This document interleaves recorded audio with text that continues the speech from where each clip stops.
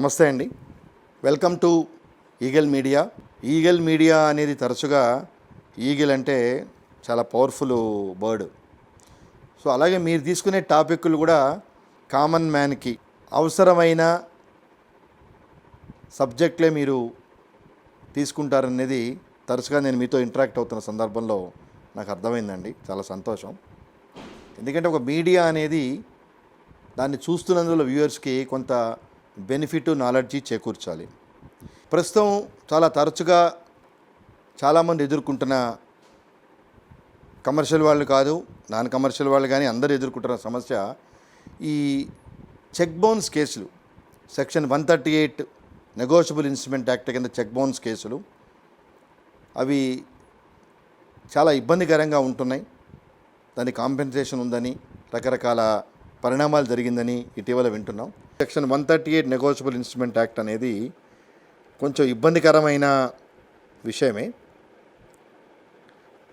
అసలు దీన్ని ఎలా వచ్చింది ఏంటనేది చూస్తే, ఈ కమర్షియల్ ట్రాన్సాక్షన్సు, బిజినెస్లు, ఇంటర్ స్టేట్ ఇంటర్ కంట్రీ బిజినెస్లు జరుగుతున్నప్పుడు అన్ని వేళలా ఈ కమర్షియల్ ఫైనాన్షియల్ యాక్టివిటీస్ చేయడానికి మన దగ్గర డబ్బు అంటే ఫిజికల్ క్యాష్ ఉండే సందర్భాలు ఉండవు. కాబట్టి ఈ ట్రాన్సాక్షన్స్ని ఒక చెక్కు ద్వారా మీకు ఇస్తే మీరు మీ బ్యాంక్ అకౌంట్లో వేసుకుంటే అది క్లియర్ అయ్యి మీకు చేరాల్సిన డబ్బులు నా నుంచి చేరుతాయి అనేది దీని కాన్సెప్ట్. అది section 138 negotiable instrument act. So ఇదేంటంటే ఎదుటి వాళ్ళు నమ్మకంతో మీ దగ్గర చెక్కు తీసుకుంటారు. ఇప్పుడు నేను మీకు 1,00,000 రూపాయలు ఇవ్వాల్సి వస్తే నా దగ్గర డబ్బులు లేవండి, చెక్ ఇస్తాను, 10 రోజుల తర్వాత మీరు వేసుకోండి అంటే ఎదుటి మనిషి ఆ మాట నమ్మి తీసుకుంటున్నాడు అంటే అతని నమ్మకాన్ని మీరు యాక్సెప్ట్ చేయగలిగారు. అంటే మీరు ఇచ్చిన మాట అతను నమ్మాడు. ఇట్ మీన్స్ ప్రైమా ఫేసి చెప్పాలంటే 1,00,000 రూపాయలు ఇవ్వాల్సిన క్యాష్ ఇవ్వాల్సిన సందర్భంలో ప్రస్తుతం లేవండి, చెక్ ఇస్తాను, మీ బ్యాంక్ అకౌంట్లో వేసుకోండి, మీ డబ్బులు మీకు వస్తాయి అనే మాట చెప్పి అతను చెక్కు తీసుకొని ఆ ట్రాన్సాక్షన్ మీకు చేశాడు అంటే మీకు సేవలు కావచ్చు, ఏదైనా కావచ్చు, డబ్బులు ఎవరికి ఊరికే ఇవ్వరు. అతని నుంచి మనకి ఏదైనా సర్వీసెస్ ఇలాంటి కమర్షియల్ ట్రాన్సాక్షనో బిజినెస్ ట్రాన్సాక్షనో ఉంటేనే ఈ చెక్కులు నడుస్తాయి. సో అతను చెక్కు తీసుకొని వెళ్ళాడు అంటే అతను మిమ్మల్ని నమ్మాడు. సో నమ్మకంతో తీసుకొని వెళ్ళాడు. సో ఈ చెక్కు నార్మల్గా ప్రజెంట్ చేసుకున్నప్పుడు క్లియర్ అయితే సంతోషం. క్లియర్ కానప్పుడు అది చెక్కు వెనక్కి వస్తుంది. ఆ వెనక్కి వచ్చినప్పుడు బ్యాంకు సఫిషియెంట్ ఫండ్స్ లేవనో, సిగ్నేచర్ టాలీ కాలేదనో, లేకపోతే చెక్ ఇచ్చిన అతను ఆపమన్నాడో, ఇట్లాంటి ఎండార్స్మెంట్తో కనుక ఆ చెక్కు ఉన్న అతను హోల్డర్కి వెళ్తే అతని పరిస్థితి చాలా ఇబ్బందికరంగా ఉంటుంది. అయ్యో అదేంటి, నేను నమ్మి ఇతను 1,00,000 రూపాయలు ఇస్తాడని చెప్పని డబ్బులు వద్దంటే చెక్కు తీసుకున్నాను, మరి చెక్ ఏమో ఆనర్ కాలేదు, మరి సఫిషియెంట్ ఫండ్స్ లేవంటున్నారు, మరి ఏంటి అని రకరకాల ఇబ్బందిలో పడే అవకాశం చాలా ఉంది. సో అటువంటి సందర్భాల్లో ఎప్పుడైతే చెక్కు బౌన్స్ అయిందనే ఇంటిమేషన్ మనకు వస్తుందో, మనకు వచ్చిన 30 రోజుల లోపల చెక్కు ఇచ్చిన వారికి నోటీస్ పంపించాలి. సార్, మన ఇద్దరి మధ్య ఈ ట్రాన్సాక్షన్ జరిగింది, ఈ ట్రాన్సాక్షన్ తాలూకు పేమెంట్గా మీరు ఈ చెక్ ఇచ్చారు, నేను బ్యాంకులో ప్రజెంట్ చేసే చెక్కు ఆనర్ కాలేదు, ఫండ్స్ లేవనో, అదే ఏ రీజన్ వాళ్ళు రాస్తే అది రాసి ఇలా వచ్చింది ఏంటి అనేది వాళ్ళు మనకి రాస్తారు. సో ఈ చెక్ అందిన 15 రోజుల లోపల మీరు ఈ అమౌంట్ని మాకు చెల్లించాలి, లేకపోతే మీ మీద మేము చర్య తీసుకుంటామని చెప్పాలి. అంటే ఇక్కడ మీరు అడగచ్చు, అంటే సార్ చెక్కు బౌన్స్ అయితే దీనికి శిక్ష ఉందా అని. ఎస్, మీరు ఇచ్చిన చెక్కు ఆనర్ కాకపోతే తప్పనిసరిగా బాధితుడు మీ మీద చెక్ బౌన్స్ కేసు మ్యాజిస్ట్రేట్ కోర్టులో వేయచ్చు. సో నేర నిరూపణ జరిగితే దీనికి 2 సంవత్సరాల జైలు శిక్ష, fine, compensation, double the check amount ఇవ్వాల్సిన పరిస్థితి మీకు ఉంటుంది. అంటే ఎందుకు ఇన్ని రకాల పరిణామాలు పెట్టారు అంటే, ఎవరు చెక్కు బౌన్స్ చేయడానికి ధైర్యం చేయాలన్నా ఈ పరిస్థితి అధిగమించాలి. కాబట్టి చట్టం కల్పించిన వెసులుబాటు బాధితుడికి, కంప్లైనెంట్ అంటాం ఇక్కడ. సో ప్రొసీజర్కి వస్తే, ఎప్పుడైతే ఈ చెక్ బౌన్స్ కేసు నోటీస్ పంపించినప్పుడు అతని నుంచి సమాధానం వచ్చినా రాకపోయినా, లేదు కొద్ది రోజులు ఆగండి నాకు ఫండ్స్ వెసులుబాటు కాలేదు, మళ్ళీ మీరు చెక్కు ప్రజెంట్ చేసుకోండి అని ఆన్సర్ వచ్చినా, ఆ పర్టికులర్ చెక్కు వ్యాలిడిటీ పీరియడ్ లోపల, అంటే ఇప్పుడు మూడు నెలలు, ఇదివరకు 6 నెలలు ఉండేది డేట్, దాని మీద చెక్కు మీద డేట్ ఉన్నప్పటి నుంచి 3 నెలలు ఉండేది, 6 నెలలు ఉండేది గతంలో, ఇప్పుడు 3 నెలలు. సో 3 నెలల లోపల ఎన్నిసార్లైనా చెక్కు ప్రజెంట్ చేసుకోవచ్చు. కానీ చట్టం ఏం చెప్పిందంటే ఒకసారి నోటీస్ ఇస్తే చెక్కుని ప్రజెంట్ చేసుకునే అవకాశం లేదు. కాబట్టి ఇప్పుడు చెక్కు బౌన్స్ అయ్యి నాకు రాగానే నేను అతనికి ఇంటిమేట్ చేశాను అనుకుందాం, చెక్ ఇచ్చిన వాడికి, బాబు నువ్వు ఇచ్చిన చెక్కు బౌన్స్ అయిందని, 10 రోజుల తర్వాత వేసుకోండి అన్నారు అనుకోండి. ఆ 10 రోజుల కనుక చెక్కు మీద డేట్ వ్యాలిడ్లో ఉంటే, అంటే 3 నెలల లోపల కనుక ఉంటే అతను ఆగచ్చు, ఆగి మళ్ళీ 15 రోజుల తర్వాత వేసుకొని, అప్పుడు కూడా కనుక చెక్కు బౌన్స్ అయితే నోటీస్ ఇచ్చి, అంటే ఒకటి చెక్కు బౌన్స్ అయిన తర్వాత నోటీస్ ఇవ్వనంత కాలము, చెక్కు 3 నెలల లోపల పీరియడ్ ఉన్నంతకాలం వ్యాలిడిటీ మీరు ఎన్నిసార్లైనా ప్రజెంట్ చేసుకోవచ్చు. కానీ ఒకసారి చెక్కు బౌన్స్ అయిందని నోటీస్ ఇస్తే కనుక కాజ్ ఆఫ్ యాక్షన్ స్టార్ట్ అవుతుంది అంటారు లీగల్ టెర్మినాలజీ. సో మీకు ఇంటిమేషన్ వచ్చిన 30 రోజుల లోపల మీరు నోటీస్ పంపించాలి. నోటీస్ పంపించిన తర్వాత అతనికి నోటీస్ అందినప్పటి నుంచి 15 రోజులు మీరు వెయిట్ చేయాలి. సో 15 రోజుల నుంచి లోపల అతని నుంచి ఏ సమాధానము డబ్బులు రాకపోతే 16వ రోజు నుంచి 30 రోజుల లోపల మీరు కంప్లైంట్ ఫైల్ చేయాలి. Section 200 CrPC red with 138 negotiable instrument act కింద ప్రైవేట్ కంప్లైంట్ మ్యాజిస్ట్రేట్, అంటే మీ జ్యూరిడిక్షనల్ మ్యాజిస్ట్రేట్ కోర్టులో మీరు ఫైల్ చేయాలి. సో ఫైల్ చేసినప్పుడు ఇక్కడ మళ్ళీ ఇంకొక ఇంపార్టెంట్ విషయం ఉంది. చెక్కు కనుక కంపెనీ చెక్ అయితే, లేదా రిజిస్టర్డ్ పార్ట్నర్షిప్ ఫర్మ్ అయితే 138 సెక్షన్ 138 అంటే నెగోషియబుల్ ఇన్స్ట్రుమెంట్ యాక్ట్లో ఉన్న సెక్షన్ 141 ప్రకారము సంబంధిత ఆఫీసర్లందరూ రెస్పాన్సిబుల్ అవుతారు. అంటే డైరెక్టర్సు, ఆఫీసర్స్ అందరూ రెస్పాన్సిబుల్ అవుతారు. కానీ కంప్లైంట్లో వాళ్ళు ఈ చెక్కు మీకు ఇవ్వడానికి ఈ ట్రాన్సాక్షన్కి ఎలా సంబంధం అనేది మీరు మీ కంప్లైంట్లో నిరూపించాలి. సో మీ కంప్లైంట్లో ఎప్పుడైతే private limited company, registered partnership ఫర్ములో ఉన్న పార్ట్నర్స్ కానీ డైరెక్టర్స్ కానీ కూడా రెస్పాన్సిబుల్ అనేది మీరు రాసినప్పుడు, దాన్ని నిరూపించినప్పుడు వాళ్ళని కూడా దీనిలో లైనప్ చేస్తారు. అట్లాగే జాయింట్ చెక్ అనుకుందాం, అంటే ఇద్దరు పార్ట్నర్సో, వైఫ్ అండ్ హస్బెండో, ఇద్దరు పర్సన్సో. సో ఆ చెక్కు బౌన్స్ అయినప్పుడు వాళ్ళిద్దరూ కూడా కేసు మీద పెట్టచ్చు, వాళ్ళిద్దరి మీద కూడా కేసు పెట్టచ్చు. సో కోర్టులో నిరూపించాల్సిన విషయం ఏంటంటే చెక్కు ఈ ట్రాన్సాక్షన్కి ఇవ్వలేదు అని చెక్కు ఇచ్చినవాడు తీసుకున్నవాడు నిరూపించుకోవాలి.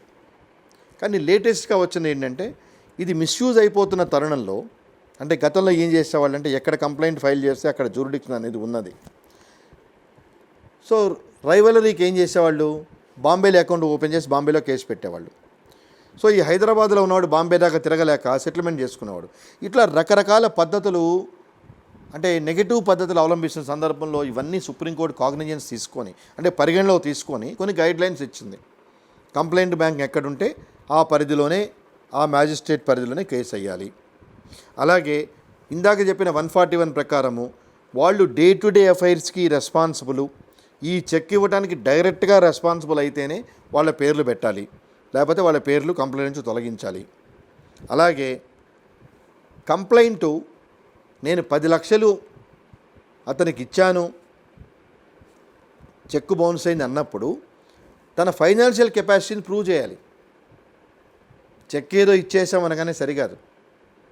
ఇన్కమ్ ట్యాక్స్ రిటర్న్స్లో ఉన్నాయా, లేకపోతే నాకు ఫైనాన్షియల్ కెపాసిటీ ఉందా, ప్రైమా ఫేసి ప్రూవ్ చేయాలి. అంటే ఈ చెక్కు 10 లక్షలు అతనికి నేను అప్పు ఇచ్చాను, ఆ అప్పు తీర్చడం తాలూకు నాకు చెక్ ఇచ్చాడని ప్రూవ్ చేయాలి అంటే there are so many judgments. అతను ఫైనాన్షియల్ కెపాసిటీ ప్రూవ్ చేయాలి. సో ఫైనాన్షియల్ కెపాసిటీ ప్రూవ్ చేయడానికి అతని సోర్స్ ఆఫ్ ఇన్కమ్, అతని నేచర్ ఆఫ్ యాక్టివిటీసు, అతని income tax payer, what extent his income is on par with the loans, ఇవన్నీ చాలా గైడ్లైన్స్ని ఇచ్చారు. ఎందుకంటే కేసులు ఎక్కువైపోతున్నాయి, లక్షల కేసులు ఉన్నాయి దేశం మొత్తం మీద. సో ఈ లక్షల కేసులు ఉన్నప్పుడు దీని స్థాయిని, తీవ్రతని తగ్గించడానికి, ఫాల్స్ క్రిమినల్ కంప్లైంట్ లేకుండా ఉండటానికి, అంటే చెక్కులు అడ్వాన్స్ చెక్కులు, పోస్ట్ డేట్ చెక్కులు చాలామందికి ఇస్తుంటాం కొన్ని ఫైనాన్షియల్ ట్రాన్సాక్షన్స్లో. దానికి వాళ్ళు డేట్ వేసుకొని దానికి లైఫ్ ఇచ్చి they are misusing. So in order to avoid this kind of malpractices ఈ 138 మీద విశేషమైన జడ్జిమెంట్లు ఇవ్వటం జరిగింది. సరే, ఫైనాన్షియల్ కెపాసిటీని ప్రూవ్ చేసుకున్నప్పుడు కేసు పరిగణలో తీసుకుంటుంది. రెండవది, సంతకం ఇతందా కాదా అనేది చెక్ ఇచ్చిన వాడిని అడుగుతుంది అక్యూజ్డ్ పర్సన్. అంటే సంతకం నాది అనే కనుక నిరూపణ అయితే మిగిలిన ఫ్యాక్టర్స్ని నిరూపాల్సిన చేసిన బాధ్యత కూడా. అంటే ఒకసారి కంప్లైనెంటు ఫైనాన్షియల్ కెపాసిటీ ఉంది, నాకు డబ్బు ఉంది కాబట్టే నేను ఎదుటివాడికి 10 లక్షలు ఎంతో ఇచ్చానని ప్రూవ్ చేసుకుంటే, తర్వాత బర్డెను ఏ సందర్భంలో తీసుకున్నాడు, ఆ చెక్కు ఏ సందర్భంలో ఇచ్చాడు అనేది ప్రూవ్ చేసుకోవాల్సిన బాధ్యత అక్యూజ్డ్ పర్సన్ మీద ఉంటుంది. అలాగే దీని బ్యాంకు అంటే 2 బ్యాంకుల మేనేజర్లు కూడా సాక్ష్యంగా ఉంటారు. ఎలా, ఈ చెక్కు ఈ బ్యాంకుదే అని వచ్చి ఆ కంప్లైనెంట్ బ్యాంక్ మేనేజరు సాక్ష్యం ఇస్తాడు. అలాగే అక్యూజ్డ్ బ్యాంక్ అతను కూడా సాక్ష్యం ఇచ్చి అవునండి చెక్కు రిటర్న్ అయింది ఈ కారణంతో అంటాడు. అంటే అక్కడ మీకు ఎవిడెన్స్ ఎలా వస్తుంది? చెక్ ఇచ్చిన అతను డిస్ప్యూట్ చేయలేదు చెక్కు నాది కాదని, నా అకౌంట్ కాదని. అతని బ్యాంకు యాక్సెప్ట్ చేసింది, డ్రాయీ బ్యాంకు యాక్సెప్ట్ చేసింది, సిగ్నేచర్ యాక్సెప్ట్ చేసినప్పుడు క్రూషియల్ క్వశ్చన్ ఏంటంటే ఎవిడెన్స్లో ప్రూవ్ చేసుకోవాల్సింది బర్డన్ ఆఫ్ ప్రూఫ్ అక్యూజ్డ్ మీద ఉంటుంది. సో ఈ కారణాల చేత నేను డబ్బు తీసుకున్నాను తీసుకోలేదు అని ప్రూవ్ చేసినప్పుడు మళ్ళీ రివర్స్ బర్డన్ కంప్లైంట్ మీద వస్తుంది. So it takes its own course of time. So ఒకవేళ ఈ కేసులో కనుక శిక్ష పడితే 138 కేసులో కనుక కంప్లైంట్ ప్రూవ్ చేసుకొని శిక్ష పడితే కోర్టు డిస్క్రిషన్ ప్రకారం కాంపెన్సేషను శిక్ష వేస్తుంది. ఇవి 3 ఏళ్లలోపు శిక్ష కాబట్టి దీని మీద అక్యూజ్డ్ పర్సన్ కనుక శిక్ష పడితే అప్పీల్కి వెళ్ళే వెసులుబాటు ఉంటుంది, మళ్ళీ అక్కడ కేసు నడుస్తుంది. రీసెంట్గా సుప్రీంకోర్టు ఇచ్చిన గైడ్లైన్స్లో అప్పీల్ స్టేజ్లో కోర్ట్స్ మీడియేషన్ చేసి సెటిల్మెంట్ చేయడానికి ప్రయత్నించండి. సంవత్సరాలు కేసులు వెళ్ళిపోతున్నప్పుడు సెటిల్మెంట్ చేయడానికి ప్రయత్నించండి అని ఒక జడ్జిమెంట్ ఇవ్వటం జరిగింది. ఇది 138 ప్రకారం వెళ్ళిన ప్రొసీజర్.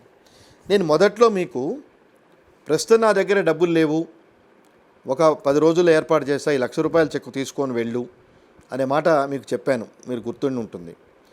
సో ఎప్పుడైతే చెక్ బౌన్స్ అయిందో ఇలాంటి సందర్భాల్లో 138 నెగోషియబుల్ ఇన్స్ట్రుమెంట్ యాక్ట్ ప్రకారం కేసుతో పాటు మీరు 406, 420 cheating, criminal breach of trust కూడా పోలీస్ కంప్లైంట్ కానీ లేదంటే మ్యాజిస్ట్రేట్ కోర్టులో కానీ వేయచ్చు.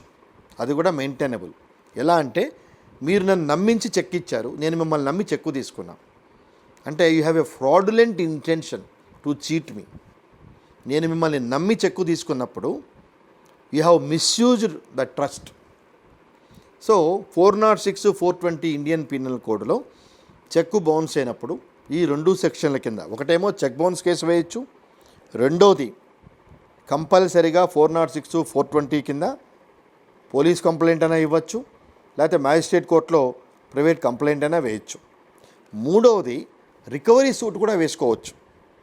అంటే to create vacuum from all the corners, check ఇచ్చిన వాడిని అన్ని కార్నర్స్లో చేయడానికి ఇవి చట్టం ఇచ్చిన వెసులుబాటే. ఇక్కడ నేనేదో చెప్పేది కాదండి. చెక్ బౌన్స్ అయితే 138 చెక్ బౌన్స్ కేసు వేయచ్చు, 406, 420 చీటింగ్ కేసు వేయచ్చు, అలాగే రికవరీ సూట్ వేయచ్చు. ఇవి కాకుండా ప్రైవేట్ లిమిటెడ్ కంపెనీస్ అయితే ఆ అమౌంట్ 10 లక్షలు దాటితే వైండింగ్ అప్ చేయమని ఇదివరకు కంపెనీ కోర్టు, హైకోర్టులో వేసుకునే వాళ్ళు ఇప్పుడు జ్యూరిడిక్షన్ మారిన తర్వాత నేషనల్ కంపెనీ లా ట్రిబ్యునల్ కూడా వేయచ్చు. అంటే ఇన్ని ఆప్షన్స్ ఉన్నాయి, చాలామందికి తెలియదు. ఏదో 138 వేసుకుంటే శిక్ష పడుతుందని భయపడి వస్తారు, అలా కాదు. చట్టం ఇచ్చిన వెసులుబాటు అంటే మీ పని అవ్వటానికి, అంటే మీకు మిమ్మల్ని మోసం చేశాడు, చెక్ ఇచ్చాడు, దానిలో డబ్బు లేవు, ఒక్కోసారి సిగ్నేచర్ నాట్ టాలీడ్ అంటాడు, again it is also bad intention, funds ఏర్పాటు చేయడు, stop the drawer. So payment stop the drawer అప్పుడు సుప్రీంకోర్టు ఒక వెసులుబాటు ఇచ్చింది. ఆ రోజుకి 10 లక్షలు ఉండి అతనికి 10 లక్షలు ఆ రోజు ఇవ్వాల్సిన వెసులుబాటు లేకపోతే పేమెంట్ స్టాప్ ద డ్రాయర్ అనే కారణంతో కనుక చెక్కు ఆగిపోతే అది అఫెన్స్ కాదు అని చెప్పింది. అంటే చెక్కు ప్రజెంటేషన్కి వెళ్ళిన నాటికి అక్యూజ్డ్ బ్యాంక్ అకౌంట్లో ఆ చెక్కు తాలూకు అమౌంట్ ఉండాలి. కానీ ట్రాన్సాక్షన్ కరెక్ట్ కాదని మనం ఆపి కనుక ఉండుంటే 138 కేసు వేసినా కూడా మ్యాజిస్ట్రేట్ అయినా డిస్మిస్ చేస్తాడు, లేకపోతే high court section 482 criminal procedure code కింద క్వాష్గానే వెళ్ళొచ్చు. సో ఇన్ని వెసులుబాట్లు ఇచ్చినాయి. కానీ ఒకసారి చెక్కు బౌన్స్ అయింది అంటే చాలామందికి ఉన్న ఒకే ఒక లైన్ ఆఫ్ థాట్ ఏంటంటే 138 కేసు వేసుకోవాలేమో, ఎంతకాలం పడుతుంది, తిరగాలి, చేయాలి అనే భావనలో ఉంటారు.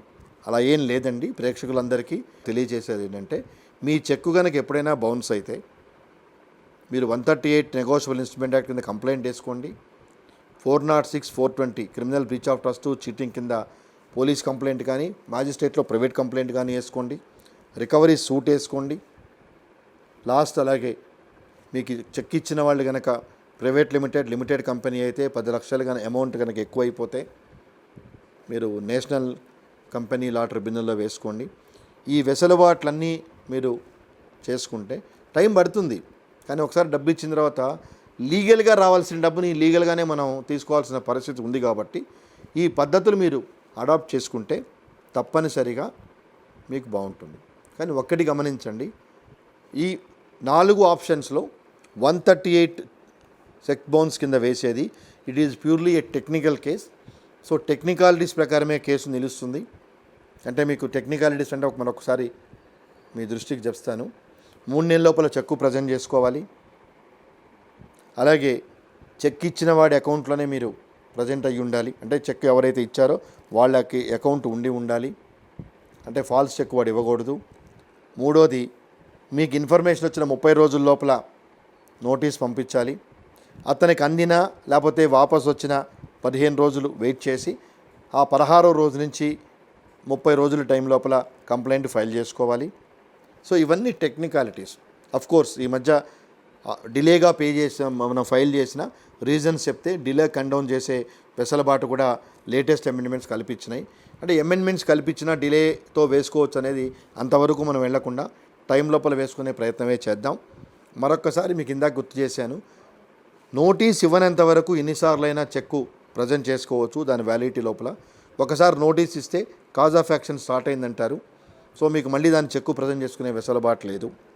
చాలా సందర్భాల్లో ఏమవుతుందంటే నోయింగ్లీ ఆర్ అన్నోయింగ్లీ లేకుంటే పార్టీ ఎక్యూజ్డ్ మభ్యపెట్టడం వలన ఆ చెక్కు వ్యాలిడ్ టైం అయిపోయే వరకు సాగదీస్తాడు.